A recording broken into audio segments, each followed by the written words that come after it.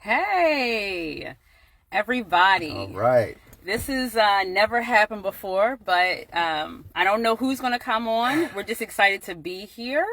Sean, Chiana, Hello, hello, hello, everybody. you all know that you don't ever, probably never seen us go live on Facebook before. Right, And we're doing something new. We decided that we're going to start sharing our story and just getting out there.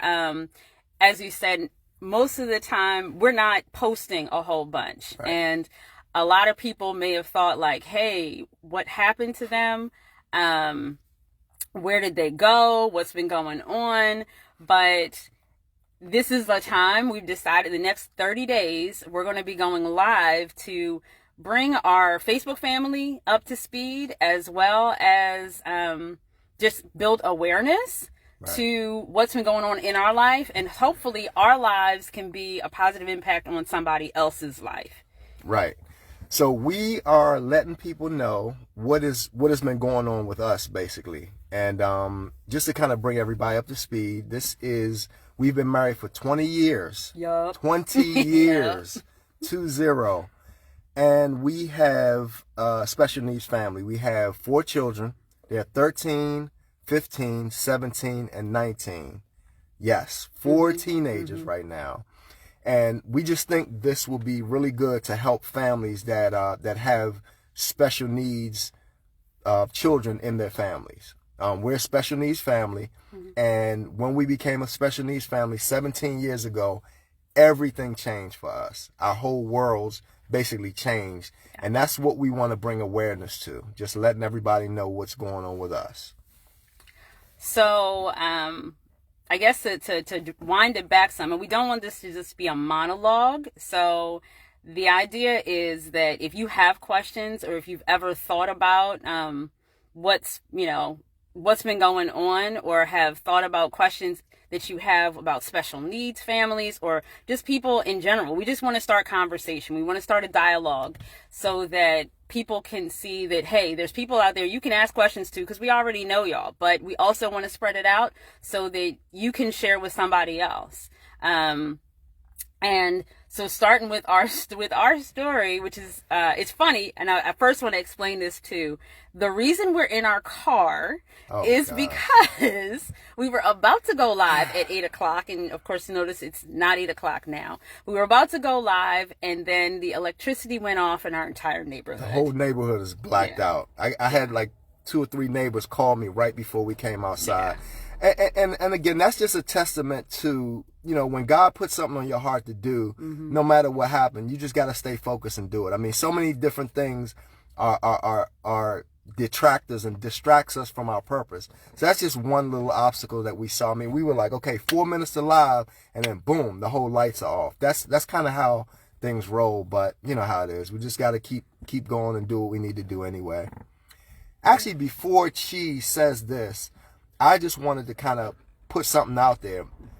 Most people don't know how to engage with special needs people, period.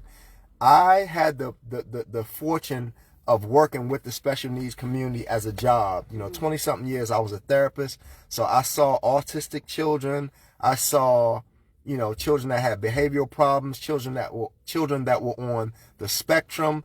So I understood the realm of what it meant to work with special needs children, but not until I had my own did I get engulfed in the world of special needs. And trust me, it is a world in and of itself dealing with special needs children. And this is something that once you're born in, you're in it for life. You don't get to leave and come back or idly walk by. You get engulfed in the special needs world. And we just kind of want to bring awareness to, how to approach people that have special needs, because and we'll get into this later, but my son Joshua, he's very touchy.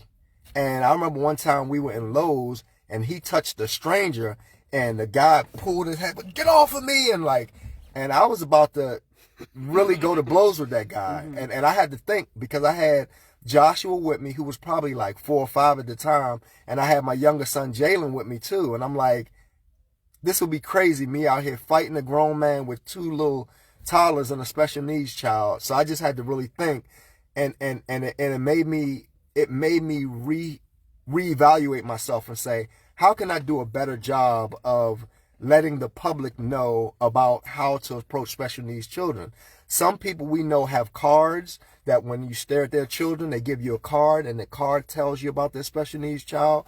Some keep their children at home. Some, put their family members or children in institutes.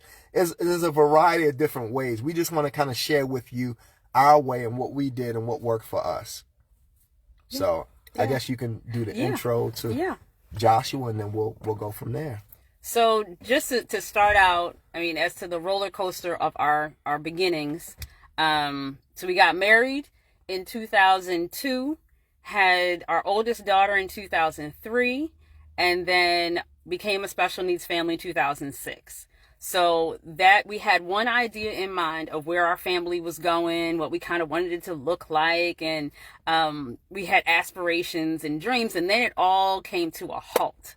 And we had to pivot our whole scheme of everything. Yeah. And one of the things that made such a huge difference, and we'll talk to it at length in this next 30 days, is the importance of community and of building a world that is inviting, and I don't want to use the word inclusive, but that is welcoming to a variety of different people. And so when Joshua came along, his birth story was eventful in itself. He was born on time, wasn't super overdue or anything. Labor was pretty challenging, more than, honestly, having had 4, more than the others in a different way. But he was born not breathing. Right. And the first response when he came out blue was to just keep him in prayer in that moment. Yeah. And one thing I remember, which was kind of funny, was once they, kind of got him revived and he was seeming like he was fine but just sluggish, was that Sean had held him up like Simba. Forgot about that. And he held him up and just dedicated him to the Lord. It was either like Simba or like Kunta Kinte from Roots. All right, well, so let me explain a little. All right, so this is what happened. So when she had him, it was traumatic because we did know he had a UPJ obstruction. That was one of the things that they let us know. So we went in for a little bit more ultrasounds than normal. And they told us that, he will have, some issues, but, they of course didn't know what. So I remember when he came out and I held him, all of the nurses looked at him and they hit this like red button and all these nurses just ran in the room and it was just crazy. And I remember Chi starting to cry. She didn't know what was going on. My heart was beating. And that moment, everything stopped. And I just made a silent prayer. I was like, Lord, please let him make it. Please help him. Save my son, Lord. Mm-hmm. And in that moment, it was probably like 0.3 of a second. And when I just stopped, he just went and started breathing, and all the nurses came. They took him. They cleared his, throat. They cleared his airway, and everything was just like wow. And we just held each other's hand, like I cannot believe this. And then everything kind of like got back to normal. And soon after that, they changed again from when we took him home. If you want to talk about that part. Oh, sure. So we brought him home and it was like, oh, he's just a little sleepy all the time. It's just, he's tired and he'll get stronger, he'll get better. Everything is fine. And so it was probably about 8 days a week, that he was home. And anybody that's ever had a kid knows, like, babies cry and they wake up and they eat constantly. Not Josh. He was asleep all the time. And this is just my second child, so I'm like, something doesn't seem quite right. Yeah. So that's where we knew we had to do something and we didn't know what to do. So then, you know what? We want to be respectful of people's time. Right. And thank you to everyone that popped into the live tonight. Yeah. But we're actually going to pick up on the rest of this story tomorrow. Yes. At about 5 5 o'clock. o'clock on the dot. We're going to go live with the next segment. And be patient with us. This is actually my first time ever in life going live. We didn't even know what to do up until this very moment. So we're going to do another 10 minutes tomorrow. Just finish your story. Again, we're bringing awareness to this. Thank you guys for tuning in. And we'll see you tomorrow at 5 o'clock live. We appreciate everybody that tuned in. God bless you, and we'll see you tomorrow. Oh. And if you like, that would be awesome. If you want to share it with anyone else, keep in mind that we will be going live at 5 o'clock on Monday. And if you have any questions, please put them in the comments and we'll make sure that we address it. Okay? Last thing, if you know somebody with special needs or a family, let them know to tune in. This will be very helpful. This will be a blessing for them as well. All right? Take care. God bless. You got to stop yours.